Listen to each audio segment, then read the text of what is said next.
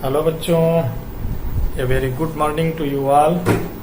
You are most welcome in my physics class on YouTube channel named by Physics by Dharmendra Pandey. पिछले 2 lecture से हम लोग battery के बारे में पढ़ रहे हैं. तो आज करंट इलेक्ट्रिसिटी 17th में we are going to discuss about the battery part 3rd, or you can say combination of cells part 3rd, which is mixed combination of cells. हम लोगों ने श्रेणी संयोजन पढ़ा, सीरीज कॉम्बिनेशन, समांतर संयोजन पढ़ा, सेलों का पैरेलल कॉम्बिनेशन. आज हम लोग मिश्रित संयोजन पढ़ेंगे जिसको मिक्स्ड कॉम्बिनेशन बोल रहे हैं. तो इसमें हम लोग करते क्या है, बेसिकली कुछ सेलों को, उनकी नंबर कुछ भी हो सकते हैं, सीरीज में करके और ऐसे ही सीरीज कॉम्बिनेशन की कई रोज को आपस में पैरेलल में जोड़ देते हैं. तो वो मिक्स्ड कॉम्बिनेशन, यानी इसमें सीरीज कॉम्बिनेशन भी इन्वॉल्व होता है और पैरेलल कॉम्बिनेशन, यानी सीरीज और पैरेलल को अगर हम मिला दें तो मिक्स्ड कॉम्बिनेशन होगा. और हम लोग आज पढ़ेंगे इसका सिग्निफिकेंस क्या है, इसकी नीड क्यों पड़ती है मिक्स्ड कॉम्बिनेशन की, where it is applicable or utilised. तो इन सब पर चर्चा करेंगे. आइए देखते हैं. आप लोग अपनी कॉपी पेन निकाल लीजिए और एक एक पॉइंट नोट करने की आदत डालिए, क्योंकि तभी समझ में आएगा. ऐसे बैठ करके देखने से कोई विशेष लाभ नहीं मिलेगा. तो आइए डिस्कस करते हैं. ये देखिए फिगर बना है. इस फिगर में ये जो देख रहे हैं एक्सटर्नल रेजिस्टेंस वायर प्रतिरोध आ रहे हैं. We have got n cells arranged in a series, each of having EMF E and internal resistance R. यानी हमारे पास समान विद्युत वाहक बल और आंतरिक प्रतिरोध की शेलें हैं सभी. उनमें से n सेलों को हमने श्रेणी क्रम में जोड़ दिया. ऐसे ही इस n सेल का श्रेणी क्रम की m पंक्तियां आपस में समांतर क्रम में लगा दिया. तो ये बैटरी बनी और इस बैटरी के द्वारा किसी बाह्य प्रतिरोध R में करंट प्रवाहित हो रही है जो कनेक्ट है उससे. ठीक है. तो हमें प्रवाहित धारा की गणना करने में सबसे पहले कैलकुलेट करना what is the net EMF of the battery and what is the net internal resistance of the battery itself, and then we will find out what is the current drawn by the battery in this particular circuit. Okay, इसको लिखते हैं. प्रत्येक पंक्ति रो में जुड़ी सेलों का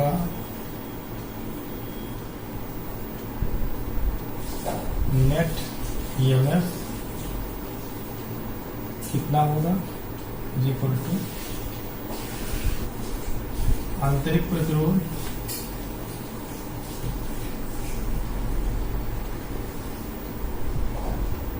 प्रत्येक पंक्ति में जुड़ी सभी सेलों. आंतरिक प्रतिरोध कितना होगा, NR होगा, क्योंकि जोड़ लेंगे R plus R plus R plus R NR, sorry last nth का भी R तो हो जाएगा, टोटल मिला के NR. इसी तरीके से सभी पंक्तियों में n सेलें जुड़ी हैं.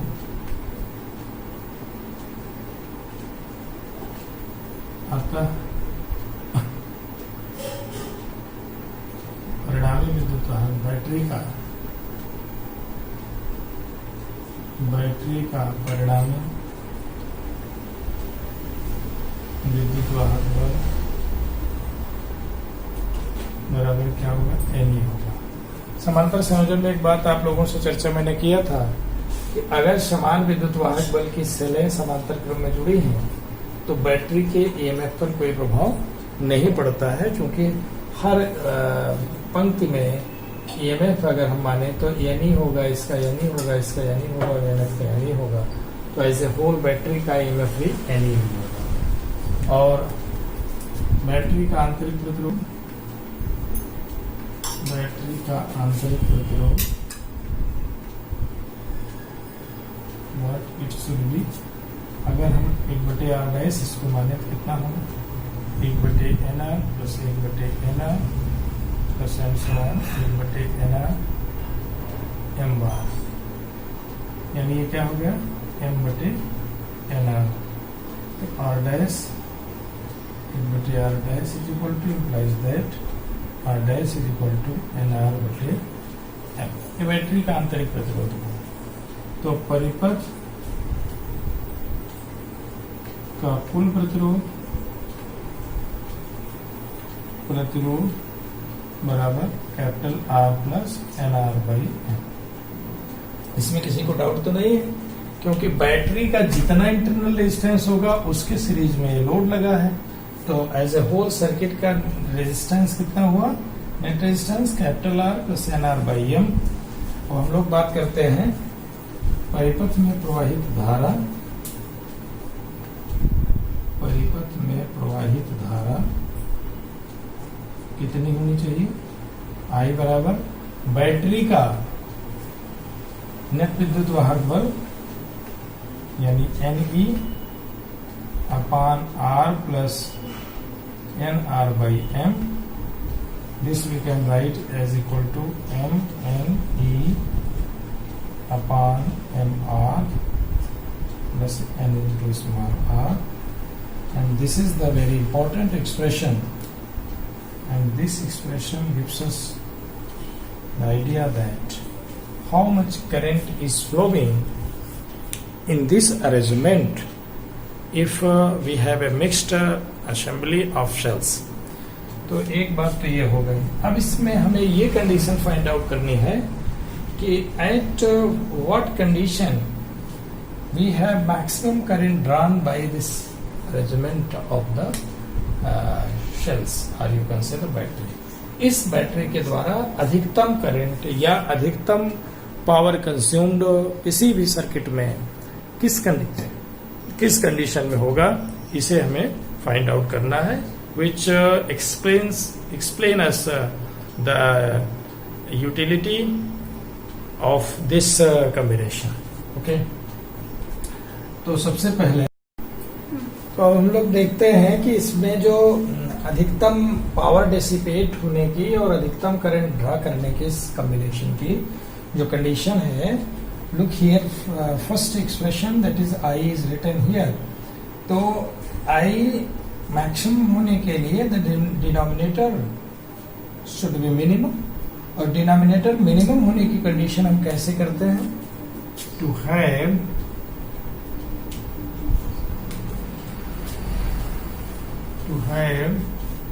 maximum I, we have MR plus NR should be max minimum। इसको हम लोग क्या करते हैं, MR plus NR को हम लिख सकते हैं under root MR minus under root we will write here under root NR minus under root MR whole square plus 2 under root NM capital R small r। Okay, तो ये minimum कब होगा, जब ये पूरा इसको हम जीरो कर दें, इस एक्सप्रेशन को, ये जीरो हो नहीं सकता।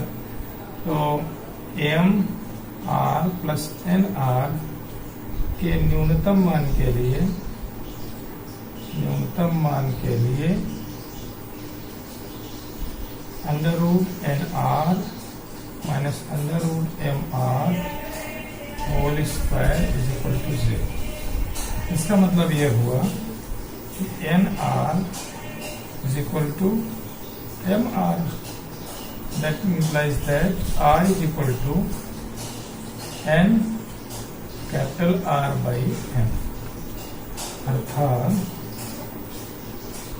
अर्थात बैटरी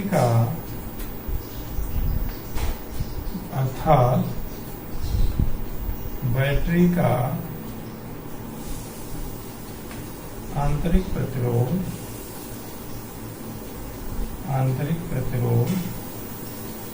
परिपथ के बाह्य प्रतिरोध के बराबर है। तो परिपथ में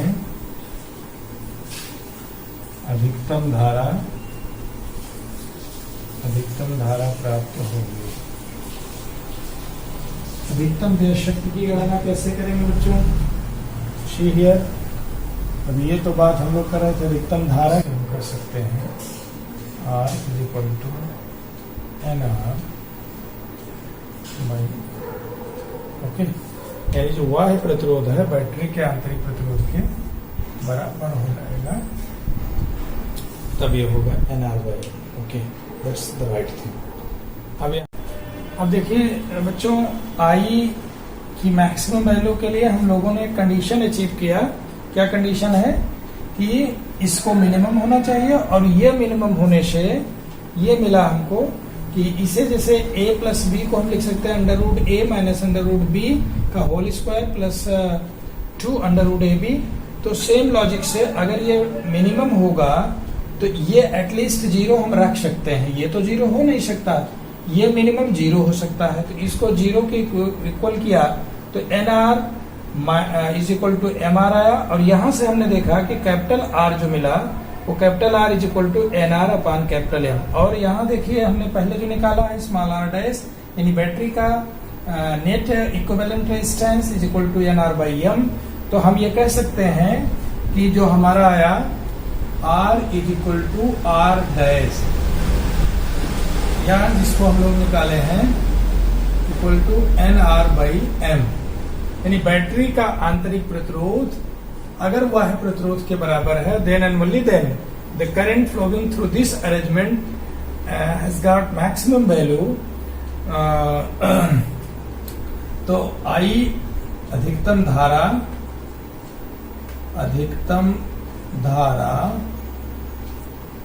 I मैक्सिमम कैसे होगा? MNE एक्सप्रेशन फर्स्ट में अपान 2MR। ये कैसे हुआ? MR प्लस NR को MR के इक्वल कर दिए तो 2MR हो गया। तो ये हो गया MM कैंसिल आउट हो गया, यानी NE by 2R। This is the I max. और P मैक्सिमम भी इसी तरीके से आप निकाल सकते हैं, power dissipated I maximum square into R से। ओके, तो all these things all the cases we have discussed so far in the battery series, parallel, mixed. और एक बात ये देखा कि सीरीज कॉम्बिनेशन वही उपयोगी होता है जहां बैटरी का आंतरिक प्रतिरोध वह प्रतिरोध की तुलना में कम हो। पैरेलल कॉम्बिनेशन वहां उपयोगी होता है जहां बैटरी का आंतरिक प्रतिरोध या सेल का आंतरिक प्रतिरोध वह प्रतिरोध की तुलना में काफी अधिक होता है। इसी तरीके से हम लोगों ने देखा मिश्रित अरेंजमेंट, मिक्स्ड अरेंजमेंट वहां उपयोगी होता है सेलों का जहां पर एक्सटर्नल लोड जो हम लगा रहे हैं वो बैटरी के नेट इंटरनल रेजिस्टेंस के इक्वल होने पर। ये देखा। तो अब हम कुछ प्रैक्टिकल न्यूमेरिकल्स लेकर के आपको मिक्स्ड कॉम्बिनेशन की बातें एक्सप्लेन करेंगे। तो लेट अस डू दैट। तो पहला जो हमारा क्वेश्चन है, सपोज करिए we have got arrangement like that. ये मान लीजिए 10 वोल्ट का है और या ये 5 वोल्ट का है और 2 ओम। इसी तरीके से दूसरा है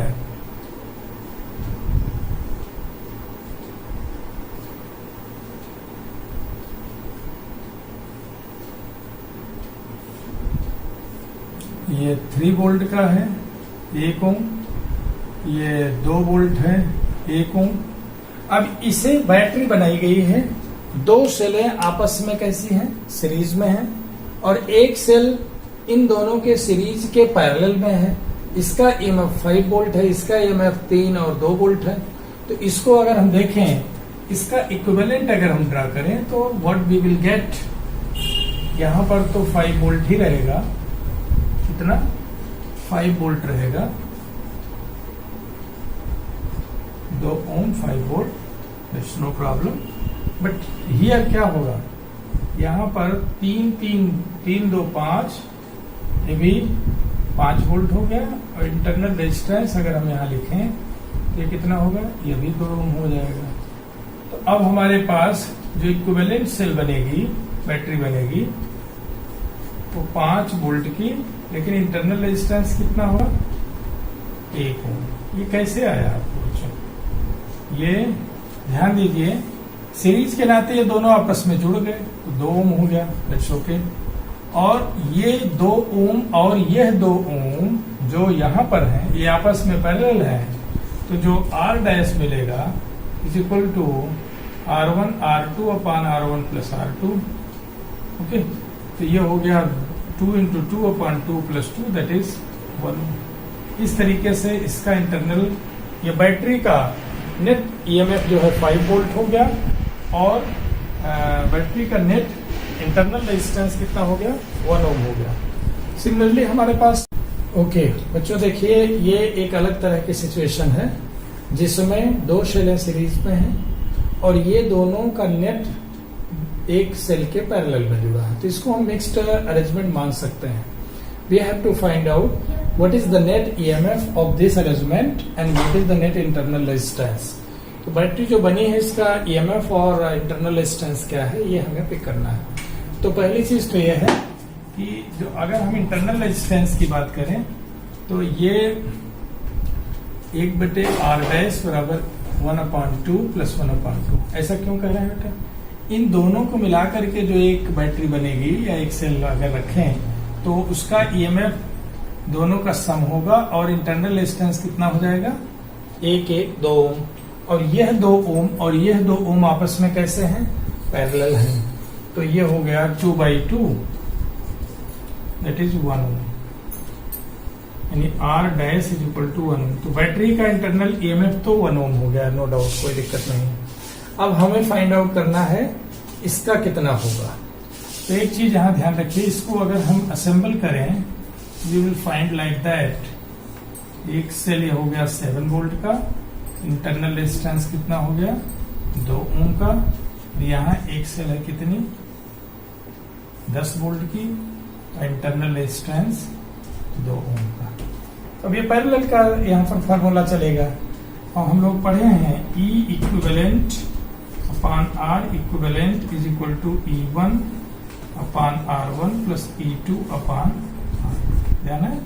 या E इक्विवेलेंट का हम लोगों ने जो डायरेक्ट पढ़ा है, E equivalent is equal to E1 R2 plus E2 R1 upon R1 plus R2, ये भी कर सकते हैं। तो अब यहां से हो गया E1 कितना है 10 इंटू R2 कितना है 2 प्लस E2 कितना है 7 इंटू 2 अपॉन 2 प्लस 2, यानी अब हमको मिल गया 20 plus 14 34 upon 4, that is 17 upon 2 volt, or you can say 8.5 volt। अब हमारी जो बैटरी बनी है ये 8.5 वोल्ट और 1 ओम के इंटरनल रेजिस्टेंस की, 8.5 वोल्ट ई डैश, ये बैटरी बन गई। तो सबसे महत्वपूर्ण यह है कि हमें पैरेलल का इक्विवेलेंट कैसे निकलता है अगर डिफरेंट ईएमएफ की सेल्स लगी हैं, और सीरीज का पता ही है कि ईएमएफ हम जोड़ लेते हैं, ओके, पोलरिटी अगर इस तरीके की है। तो अब इसके बाद नेक्स्ट में हम एक लाइन को क्लियर करेंगे और इन दोनों को पैरेलल को आप इक्विवेलेंट के फॉर्मूले से ट्रैक कर लेंगे। तो so we will have E equivalent, और इसमें अगर हम रखें तो यह भी बहुत आसानी से आ जाएगा कि E1 कितना है, E1 है हमारा 10/2 प्लस ये है 7/2 5 प्लस 5, तो अब ये हो गया 8.5। और R इक्विवेलेंट हमने पहले ही निकाल लिया है, E equivalent is equal to 8.5 into R dash, that is equal to 8.5। Okay, anyway, use this formula, either you use this formula or this formula. By both methods you will get the same result, that is E equivalent and R equivalent. R equivalent तो simple है, तो आप इस तरीके से किसी भी circuit से रिगार्डिंग जो क्वेश्चंस हैं उनको आप सॉल्व कर सकते हैं by keeping the main concept of series, parallel and mixed combination को ध्यान में रखते हुए आप लोग कर सकते हैं। और इसके बाद हम लोग अब चर्चा करेंगे किसकी, कुछ न्यूमेरिकल्स ले सकते हैं या Kirchhoff's law and Wheatstone bridge and its application part metre bridge, potentiometer, और ये सब बहुत महत्वपूर्ण है as far as the practical is concern और theory is concern. For practical and theory point of view ये जो टॉपिक अब हम पढ़ाने जा रहे हैं ये बहुत इंपॉर्टेंट है। वैसे ये भी उस तरह ही इंपॉर्टेंस रखता है, क्योंकि तमाम न्यूमेरिकल से रिगार्डिंग अगर पूछ लिया गया कंपटीशन वगैरह में तो बहुत पूछते हैं, तो आप ट्राई टू सॉल्व देम। और but you should focus the main concept. I think I hope कि आप लोगों को शेल्स का कॉम्बिनेशन अर्थात बैटरीज कैसे बनाई जाती हैं उनका मैकेनिज्म ठीक से समझ में आया होगा। अगर आपको कोई दिक्कत है तो आप पूछ सकते हैं। और